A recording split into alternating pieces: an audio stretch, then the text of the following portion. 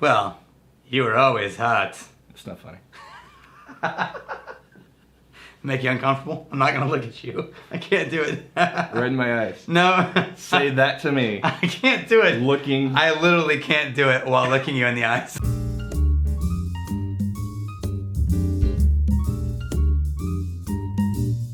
Okay. It's Donation. donation serum. This is getting kind of tired of this, man. What do you mean? It's a lot of work. It's a lot of work.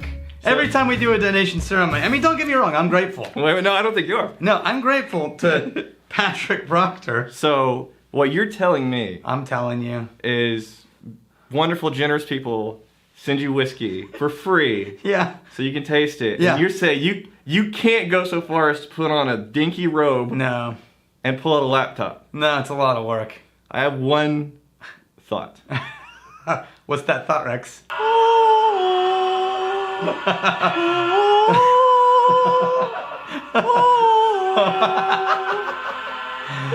Thank you, Patrick Proctor. Ding! Thank you for the whiskey.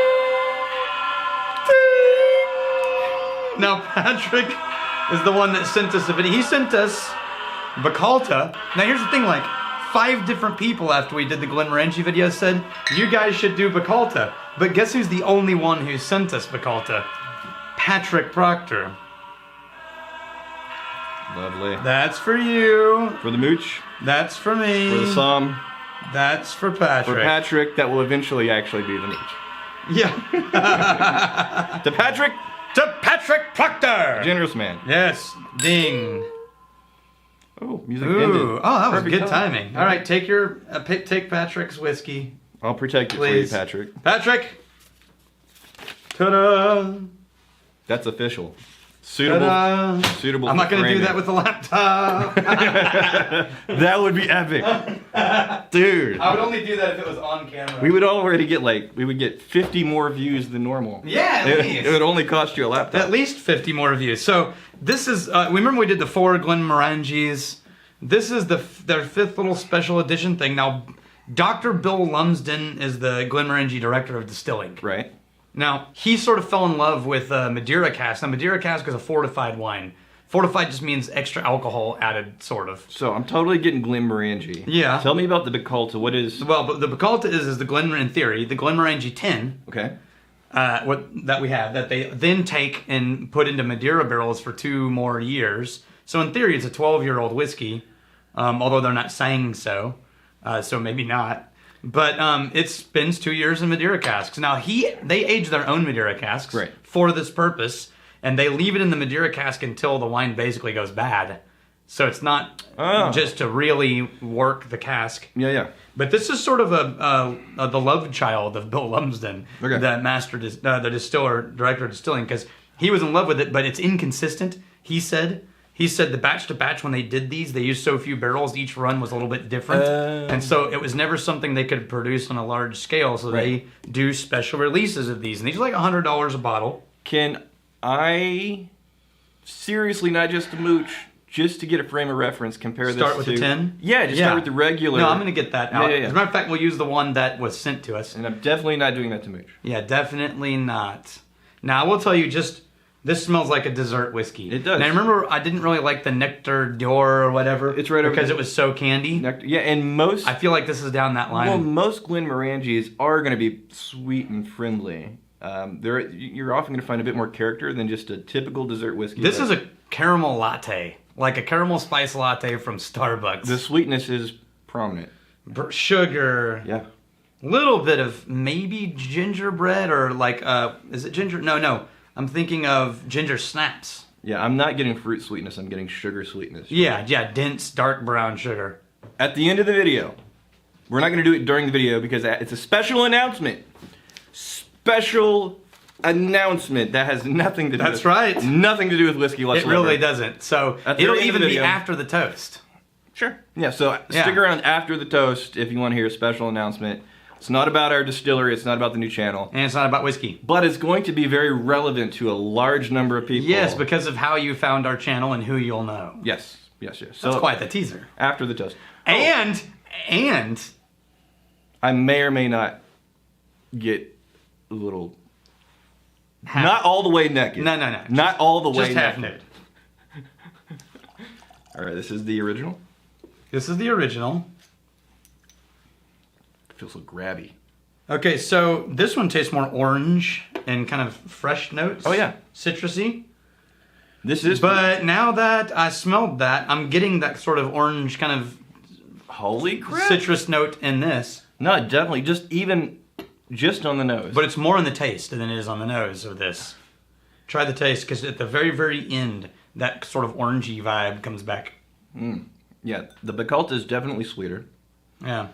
That has a little bit of an orange, not even, it's like the orange peel, more so. Oh, yeah, sure. I still like the 10 better, man.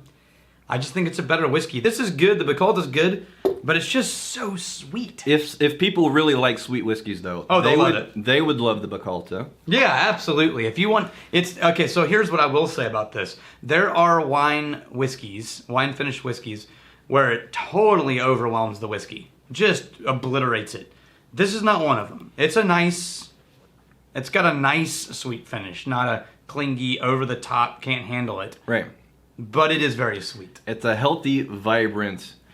It's prominent, but it's not taking it over the edge. To where I'll bet it would go great with a cigar. Can I mooch cigars? No, your mooch skills only extend to whiskey. It was a whiskey glass the Eagle gave you.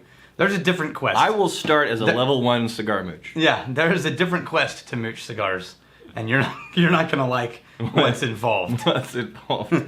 What do you want to know? No, you don't want to know. Firefly 55056. No, You gotta get the number. I'm guessing that's an area code or zip code. I mean, No, he wanted Firefly, and there was 5,505. Yes, which was an amazing show. I'm not sure if that's what you're referencing, but since the Angels Envy episode where Rex mentioned tasting peanuts, I have picked up that flavor in 3 different whiskeys: Larceny, Evan Williams BIB, Yeah, Bottle and Bond. and Old Granddad. Yeah, I get that. 114. Yeah, I don't hate the flavor, but I much prefer fruity, floral, spicy the flavor. first one was Larceny. Now, if I remember correctly, those were all higher proof. Yeah, ish. Larceny's a little bit lower, like 46. But yeah, it could just be something that's happening with that barrel flavor and the higher proof alcohol. All right. But yeah, no, it's definitely a thing. And here's what's interesting. When you find that nutty flavor in American whiskeys, they usually, for me, tend to be in the family of like peanuts. But when you find that nutty flavor in Scotch, it usually tends to be in the flavor of walnuts and pecans. So I've sat with... Which is really weird. I've sat with the sweetness for long enough with this Bacalta. I came back to it. I'm starting to get some of the wood notes, which were absolutely hidden early on. I was just getting sweetness. We need a little more for the tasting. This is from, this is Patrick's glass. That's supposed to be mine. Patrick said I could have it. Patrick did not say that. He said it. I have messages. Rex Patrick did not say He that. said it with his... Rex, we've talked about this. What did the counselor say, Rex? What did the counselor say? You said, my feelings are valid too. Counselor said, as well as the rest of the channel, that pudding's a pretty damn good name. They like the name. Armand King, yeah, just getting into whiskey, and one of the first bourbons I tried was Eagle Rare 10-year. Yes. Seems like it is a very good starting point for beginners. It totally is. Don't think I have seen a video on that one. Tried Four Roses single barrel and Blanton single barrel after that one. I must say Eagle Rare is my favorite of the 3. I am new, so maybe as I progress I will appreciate those other 2 more.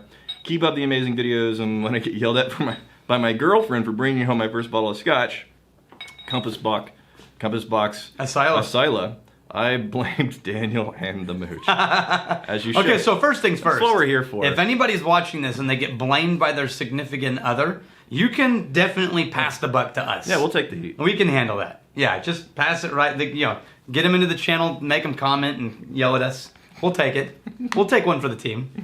And by the way, Eagle Rare is just a damn good bourbon. You don't have to be a new bourbon drinker to like it. It is just an outstanding bourbon. So, just a quick thing on Eagle Rare because you didn't pull it out for me to taste. Well, I don't have it. I went to look for it, and we don't have it right now. I ran out. What? Well, it's related to what I was going to say. Been to like Specs and Wine, Total Wine, and I've actually had the thought, Eagle Rare. I keep hearing of this. I can't find it. Yeah, no, it's getting harder to find these days. There's a lot of budget whiskeys even that are getting. I mean, like the Weller, the budget Weller even is getting part. Yeah, there's a whiskey boom happening right now. Getting hot. Well, you were always hot. It's not funny.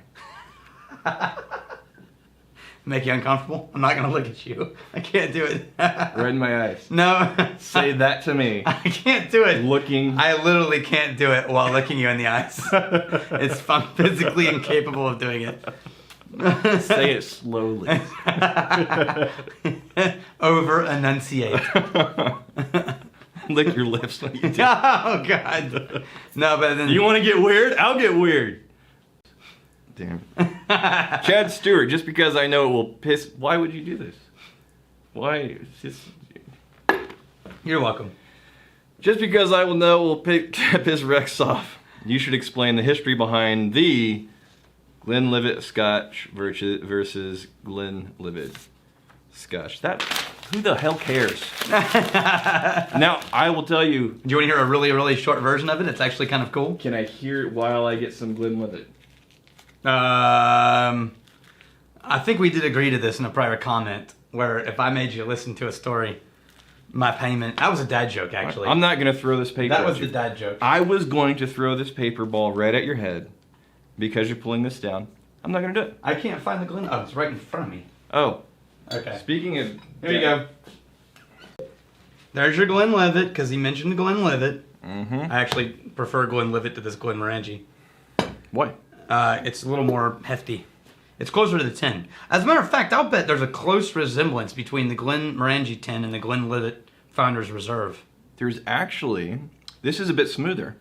Yeah. But it's gonna be. they're definitely in the same category. Yeah. So here's the thing. Glenlivet is an area in Scotland. That's like saying the Hill Country or Hayes County. The Glenmorangie 10, I think. Mm-hmm. Just a little bit sweeter. This is the Glenlivet's a little bit punchier. Well, not punchier. It's actually a bit smoother, less sweet. Just don't be an animal. You're getting your beard molecules all over the place. Beard molecules. Hmm? It is smoother. Yeah. And slightly more bitter. Oh, there's more wood tones in there. You like the wood in there. Yeah. No, just the knob. All right, so... Glenlivet is an area in Scotland, like think Hill Country in Austin, right? Yeah. It's actually an area that has a real name. Hill Country is more of a topographical statement. And so the original Glenlivet distillery started in Glenlivet. Mm-hmm. That's why it's called the Glenlivet Distillery. Sure. Where when they got freakishly popular, a ton of other distilleries in the area started calling themselves Glenlivet. Because it's an area, so it's like saying Austin Whiskey. Well, it's like there's 8 of us, and we're all in Austin, so we can all call it Austin Whiskey. Right. Or, Balcones River. Well, I live on the Balcones River, so I'm going to call mine the Balcones River Whiskey. There's no way you're going to mistake it for Balcones Whiskey. Mm-hmm. And so this is the origins of trademarked name infringement in Scotland. Actually, some of the original stuff around this was when they said, look, you can't let all these people call themselves Glenlivet and write off of the backs of our distillery. So they passed a law. You know what they said? They said that they couldn't call themselves Glenlivet, but they could use the word Glenlivet as long as they put a dash in front of it. So for a while, you had Glenmorangie dash a Glenlivet distillery. Chad Stewart. Why? That's a great story. Trademark stories? Yeah. Put that one in. I think we should name our distillery V. Weiss dash a near Balcones whiskey. Whiskey compliance. Yeah. The compliance. Yeah. Whiskey distillery. From Ranger Creek. All right. So we went through the Bacalta. I like it. I would want it with something. Yeah, I need it with a cigar. I can't drink it by itself. It's too sweet. But thank you, Patrick Proctor. Absolutely. And do we have a toast? We have toast. Yes. Very toasty. Cheers. Cheers. Stick around for the thing after the toast. Then the thing. Cheers.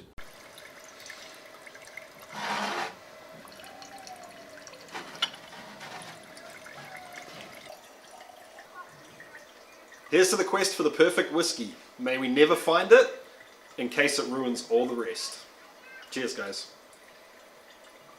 So for those that don't know, my day job for the last 18, 19 years has been producing video for clients, a lot of TV, a lot of website videos. I know how to do YouTube, but I never really got deep into it until we started doing this channel and helped turn it into the fastest growing whiskey review channel on YouTube, which has been a lot of fun. Yes, it has. Thank you for showing up. So the Academy, Wizard Academy. WizardAcademy.org. They are putting on a class? It's a class. 2-day event. 2-day class. With Brian freaking Brushwood. From Modern Rogue. He's going to be teaching a huge part of it. I'm going to be teaching a big part of it. And we're going to be talking about a little bit of it. how... Yeah, Daniel will be there. I'll be a little bit of it. He'll be serving whiskey. Yeah, totally. Probably will be. Yeah. So if you want to sit in a room, and we're going to limit this class, by the way. What's the class called? The class is called How to Build an Audience with Video. Yes. And it's August 29th and 30th.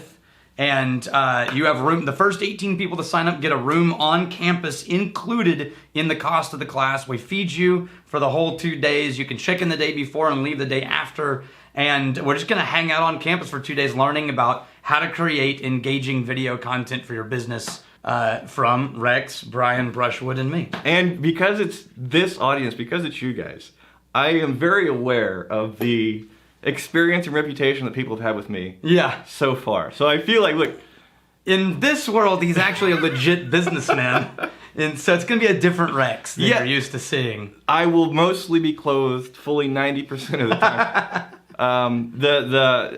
The thing that I'm going to be doing in the class is mostly helping you guys take Brian's insights from getting like millions of viewers and fans over the past several years that he's been a public personality performing. And helping you guys apply those to your respective businesses, to your personal brands, your business brands, in a way that is practical, like you can do on an ongoing basis, because consistency is incredibly important. And you can, believe it or not, you can learn something from the mooch. Who knew? And if you work for a company, you can get them to pay for you to come hang out with us at the Wizard Academy. And just briefly, people that have never experienced us from the Academy side of things. What is the Wizard Academy? It's a business school for independent entrepreneurs where we try to teach big ideas in a very fun and engaging environment really fast. Even though he looks like an ignorant hobbit, he knows something. I know things. He knows things. I drink and I know things. And the kind of people that have come through this, everything from Fortune 500 CEOs to startups, to artists, to Nobel Prize winning scientists, to best-selling authors. The class is like $2,500. Yeah. And there's not going to be any other people group that are hearing about this. Yeah. This is already starting to fill up. We haven't really officially announced it, by the way. Yeah, we haven't announced it. We already got 8 of the 20 seats filled up. Right, so we're only going to allow like 20 to 30 seats max. Right. We haven't this is the first official announcement, and we're already almost half full. So I asked Daniel if they do this mini tasting with you, that you guys, apparently you're doing something. You can do it on austinwhiskeyvault.com if you sign up for that the night before class starts. It's a price hack, and a lot of people, it's called the alumni rate, which I think is so ridiculous because they leave so much money on the table. It's a price hack to where if you have been to a class before, then all future classes are half off. That's a fact. And Daniel's like, it's a few $100s for this thing. Yeah, if you hang out with me for $300 a person, then you can save $1,250 on the class. Which I feel like I should get paid to hang out with you. Yeah.